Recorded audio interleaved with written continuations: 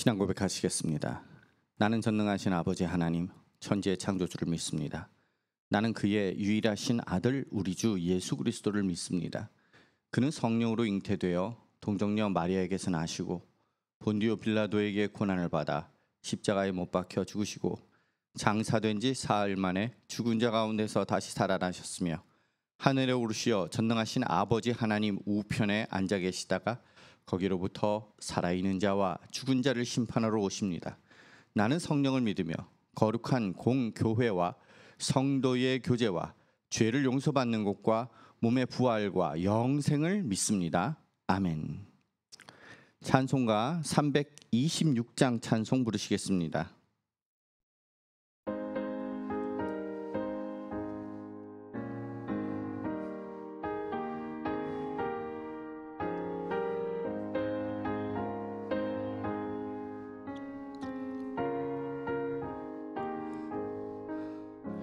내 죄를 회개하고 주 예수 믿고서 내 주를 사랑하며 잘 섬기리로다. 나 어디 가든지 무엇 하든지 주 예수 위하여 충성하리라. 내 주의 뜻을 따라 나 살기 원하며 이 세상 있을 동안 주 섬기리로다.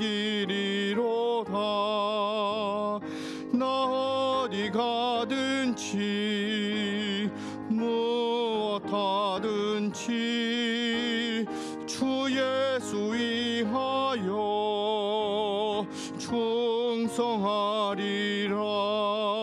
내 모든 마음 들여 주 위에 일하며 내 주의 말씀 따라 잘 섬기리로다.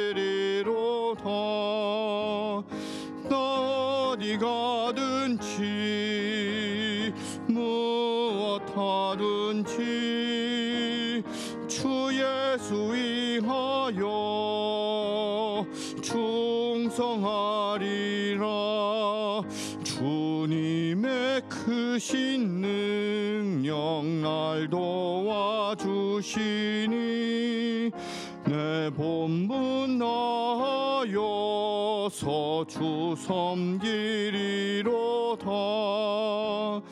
나 어디 가든지 무엇 하든지 주 예수 위하여 충성하리라. 내 직분 감당하고자 천국 올라가 내 주를 길이 잘 섬기리로다. 나 어디 가든지 무엇 하든지 주 예수 위하여 충성하리라.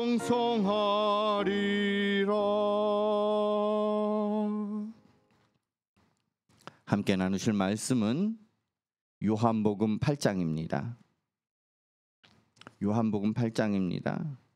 요한복음 8장 중에서 31절과 32절을 제가 대독하도록 하겠습니다. 신약성경 159면 내외에 있습니다. 그러므로 예수께서 자기를 믿은 유대인들에게 이르시되 너희가 내 말에 거하면 참으로 내 제자가 되고 진리를 알지니 진리가 너희를 자유롭게 하리라. 아멘. 기도하시겠습니다. 은혜 하나님을 찬양합니다. 우리로 하여금 참 자유가 어디 있는지 알게 하시고 우리가 힘쓰는 것이 주님의 그 귀한 역사 가운데에서 힘쓰고 주님을 쫓아가게 하옵소서.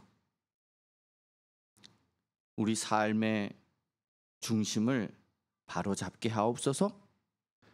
저희가 삶을 살든지 신앙생활을 하든지 기도를 하든지 주님 안에서 응답받게 하옵소서. 감사하며 예수 그리스도 이름으로 기도드리옵나이다. 아멘.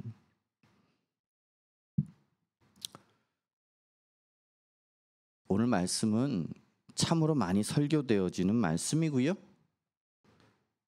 믿음을 가졌다 그러면 한 번쯤은 다 들어보았을 만한 그러한 본문이고 또한 설교입니다. 제목은 진리가 너희를 자유롭게 하리라 하였습니다.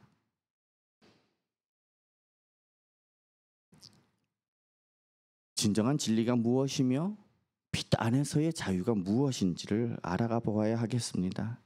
우리가 지난 시간에 이어서 요한복음 8장은 성경 전체에서 어떻게 보면 가장 극적이고 논란이 많은 사건이라고 볼 수 있습니다. 이 내용을 가지고 오늘날도 굉장히 오해를 많이 하는 경우가 있어요. 특별히 그 사건과 함께 예수님이 가장 강력하게 자기가 누구인지 그거를 선언하는 내용이 담겨져 있는 것이 바로 오늘 요한복음 8장입니다. 그래서 두 가지를 살펴보는데, 하나는 간음한 현장에서 잡혀온 여인에 대해서,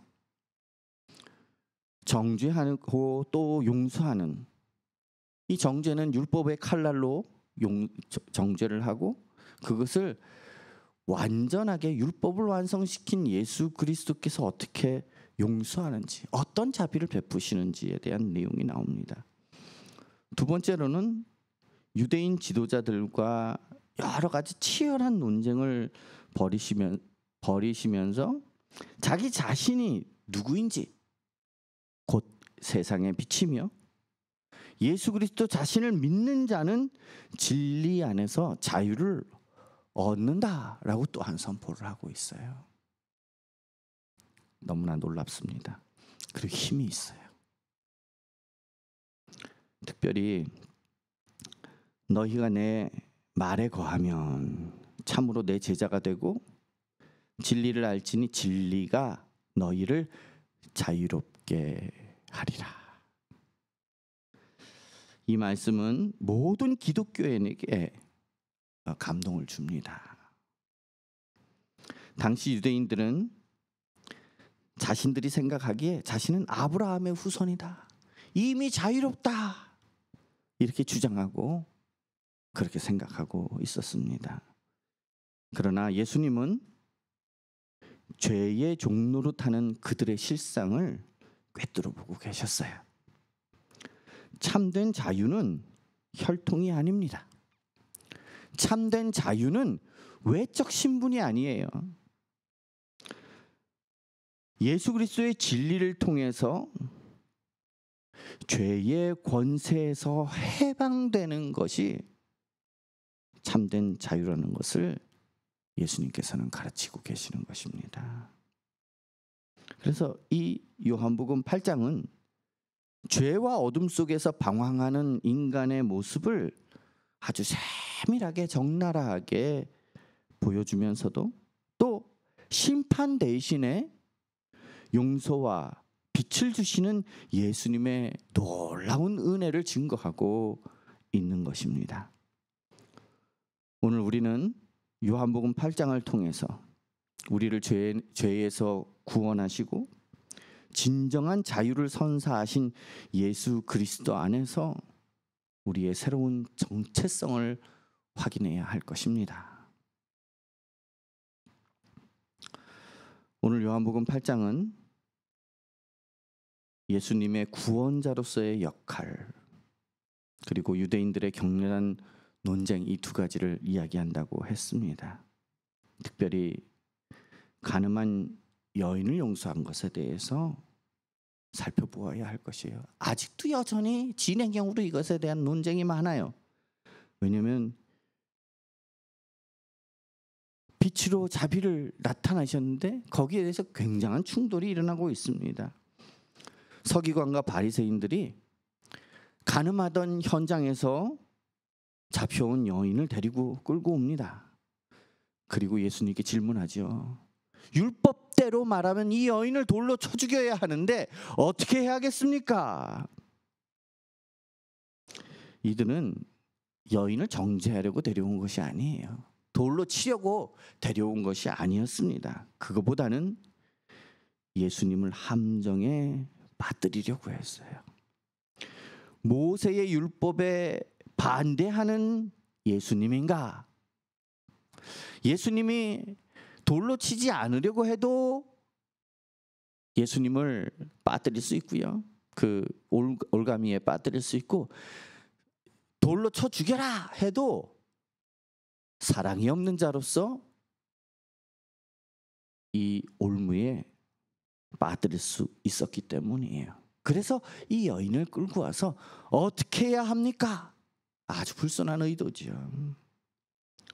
예수님은 땅에 손가락으로 뭔가를 쓰십니다. 그리고 말씀하시죠. 너희 중에 죄 없는 자가 먼저 돌로 치라, 이렇게 말씀하십니다. 그들은 양심의 가책을 받았어요. 그래서 나이 많은 사람으로부터 시작해서 나이가 어린 모든 사람까지 다 자리를 떠납니다. 결국 예수님과 여인만 남았죠. 예수님은 여인에게 나도 너를 정죄하지 아니하노니 가서 다시는 죄를 범하지 말라, 이렇게 말씀하시면서 용서를 하십니다. 오늘날로 보면 스스로를 속이는 사람이 많아요.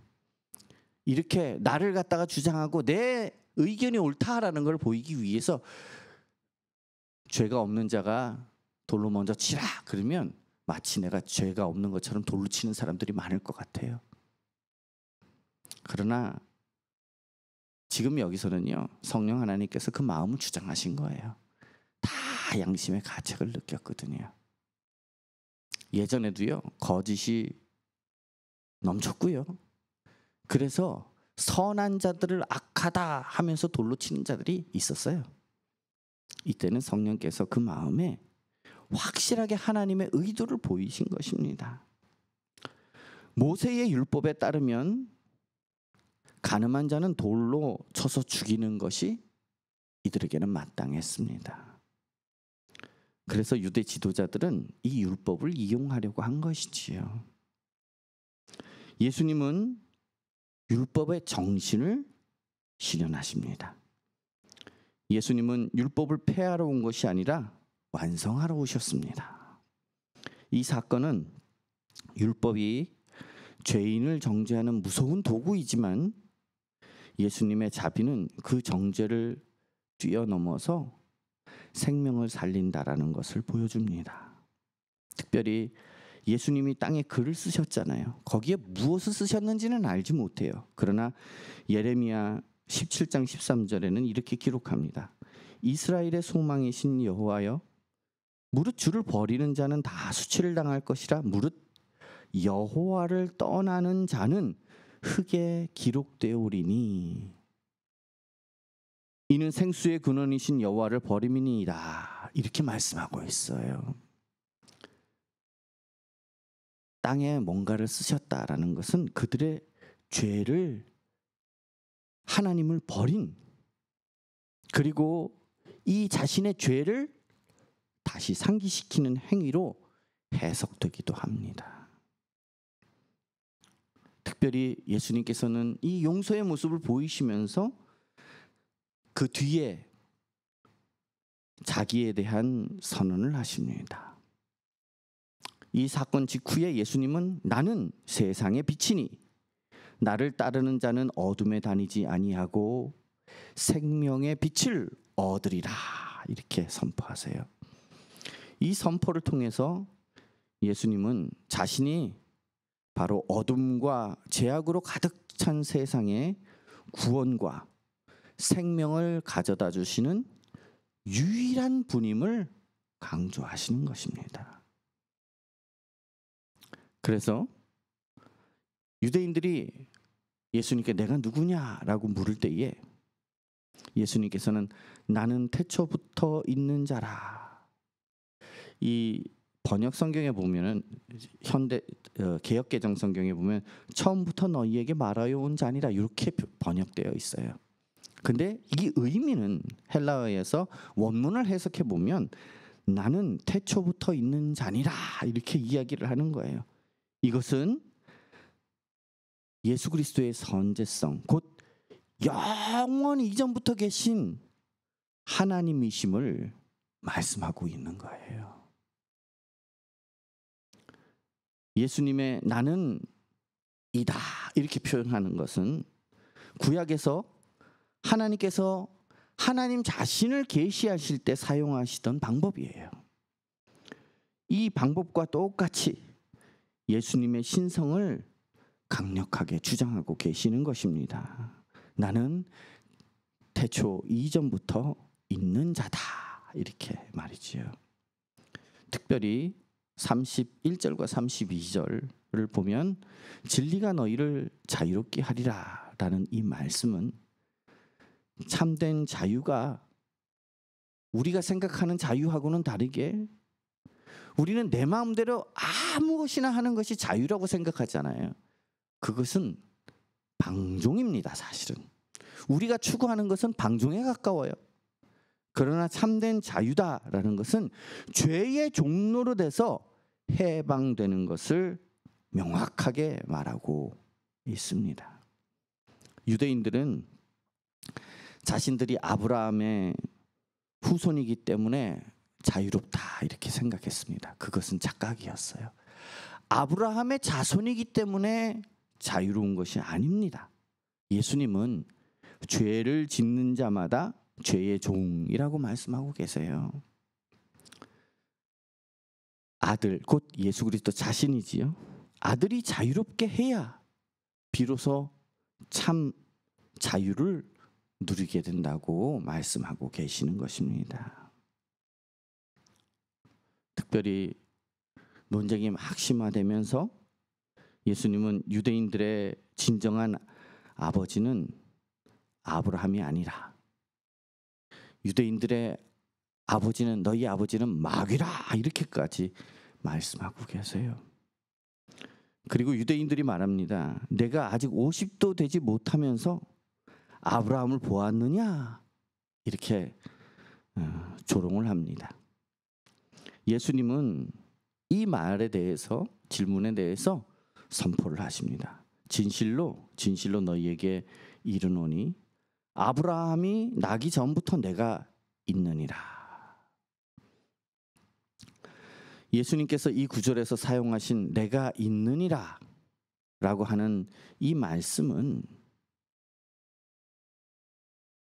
현재형 동사가 아니고요. 나는 스스로 있는 자라는 하나님의 이 스스로를 밝힌 그 이름, 나는 스스로 있는 자, 이게 하나님의 이름이거든요. 이 이름을 의미합니다. 이 선언은 예수님께서 시간과 공간을 초월해서 영원 전부터 계신 하나님의 본체이심을 명확하게 주장하는 거예요. 이 말을 들은 유대인들이 즉시 돌을 들어서 예수님을 치려했습니다. 신성 모독을 했다고 말입니다. 이것은 그들이 예수님이 무엇을 이야기하는지를 명확하게 이해했음을 말해주는 것입니다. 예수님은 자신의 정체성을 숨기지 않고 곧 하나님이심을 이야기한 거예요. 그러니까 목숨이 돌에 맞을 수 있는 그런 신성모독이 저들에게 있어서는 가장 큰 죄악이거든요. 우상숭배도 그러한 것들에 포함이 되는 것이고요. 그것을 각오를 하신 것이지요. 목숨을 걸고 선포를 하신 것입니다. 사실 오늘날은 예수님을 대상으로 한 만화도 만들고요, 영화도 만들고 많이 그럽니다. 그런데 예수님께서 이렇게 요한복음 8장에서 내가 누구냐? 그래서 나는 하나님이다 라고 선포하신 것들에 대해서 비껴나가는 것들이 너무나 많아요. 마치 선각자이고 구세주라고 이야기를 하지만 그 안에 무엇을 가지고 있느냐? 선지자 중에 하나. 사람 중에 하나인 것처럼 표현하는 영화나 만화들이 얼마나 많은지 모릅니다. 근데 예수님의 기적이나 이런 것들을 통해서 마치 예수님을 전하는 것처럼 착각이 들어서 환호하면서 그것을 봐요. 참 좋은 영화입니다. 이렇게 얘기하는 것들을 많이 듣습니다.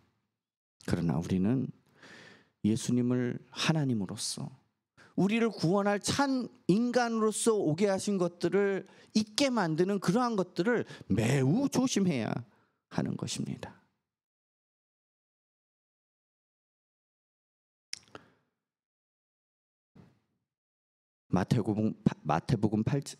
요한복음 8장은 우리에게 빛 대신 예수 그리스도를 따를 때에 얻는 진정한 자유, 곧 죄와 어둠에서 벗어날 수 있음을 가르치고 있는 것입니다.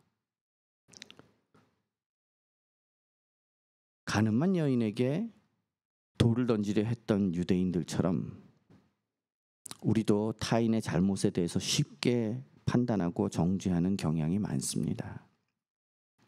그러나 예수님은 죄가 없는 자가 먼저 돌로 치라 이렇게 말씀하셨죠. 이 말씀은 우리 모두가 죄인인 거예요. 오직 정죄할 권한은 예수님께만 있음을 상기시키는 것입니다. 마지막 때에 예수님께서 구름을 타고 오십니다. 천사들과 함께.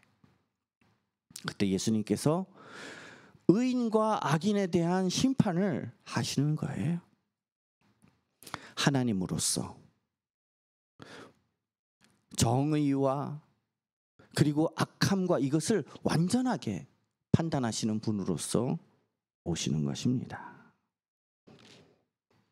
그러므로 우리는 타인을 판단하고 정죄하기보다는 항상 먼저 나 자신의 연약함을 돌아보고 예수님의 자비, 예수님의 긍휼을 따라 실천해야 할 것입니다. 특별히 예수님은 세상의 빛이시며 그분을 따르는 자는 어둠에 다니지 않는다 이렇게 약속을 하십니다. 우리의 삶에 어둠과 혼란, 죄의 유혹이 찾아올 때마다 세상의 빛 되신 예수 그리스도를 바라보아야 할 것입니다.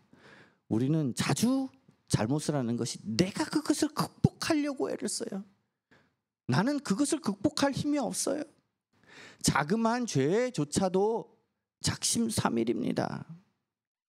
우리를 변화시키시고 날마다 바꿔나가시는 분은 오직 예수 그리스도 한 분밖에 안 계시다는 거예요.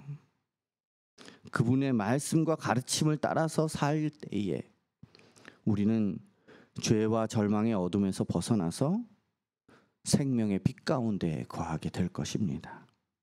우리의 삶이 어둠 속의 사람들에게 희망이 되기도 해요. 그러므로 우리는 예수 그리스도를 따름으로 말미암아 작은 빛이 되도록 힘써야 할 것입니다. 유대인들은 혈통의 자유를 자랑했지만 예수님께서는 그들에게 죄의 종이라는 무거운 진실을 말씀하셨죠. 참된 자유는 세상적 성공도 아니고 환경적 해방도 아니에요. 죄와 사망의 권세에서 벗어나는 것입니다. 그러므로 나는 지금 진정한 자유, 예수 그리스도로 말미암은 진정한 자유를 누리고 있습니까? 예수 그리스도의 말씀 안에 거하는 삶을 살 때에 예수님의 진리가 우리의 모든 죄의 사슬에서 나를 완전하게 자유롭게 하게 되는 것입니다. 그러므로 나로 말미암아서 살아가지 말고 오직 예수 그리스도로 말미암아 살아가며 관계하는 저와 여러분이 되기를 축복합니다. 기도하시겠습니다. 오늘 말씀을 기억하며 기도하겠습니다. 정죄하는 마음을 내려놓고 긍휼의 마음을 달라고 기도합시다. 다시는 죄를 범치 않는 삶을 살게 해달라고 기도합시다. 특별히 말씀 안에서 말씀 안에 거하며 참된 자유를 누리게 해달라고 기도합시다. 세상의 빛 곧 주님을 따라서 어둠에 다니지 않고 빛으로서 행할 수 있게 해달라고 기도합시다. 특별히 예수님의 하나님 되심을 인정하며 예수님이 하나님이심을 믿고 영생의 삶을 살게 해달라고 기도합시다. 특별히 수요일은 항상 국가를 위해서 기도합니다. 지도자들을 위해서, 위정자들을 위해서 공의와 지혜로운 통치를 할 수 있게 해달라고 기도해 주시기 바랍니다. 대통령과 국회와 사법부가 모든 위정자들이 하나님을 경외하기를 소망합니다. 특별히 안보와 평화를 위해서 기도해 주시기 바랍니다.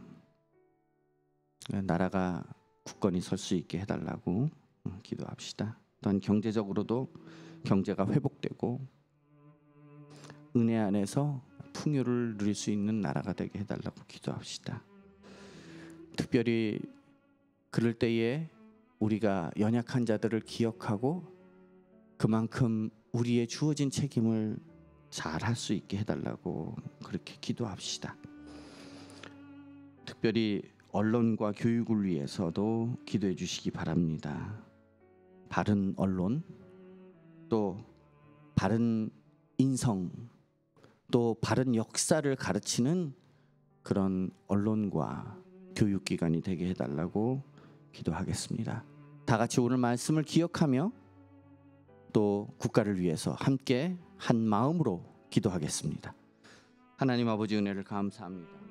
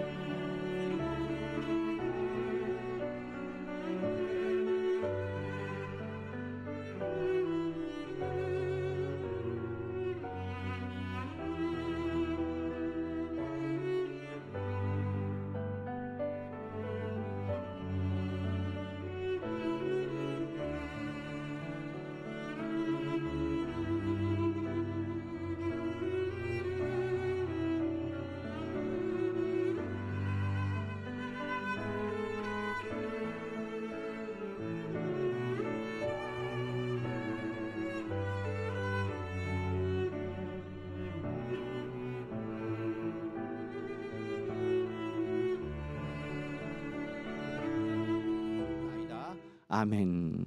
주기도문 하시겠습니다.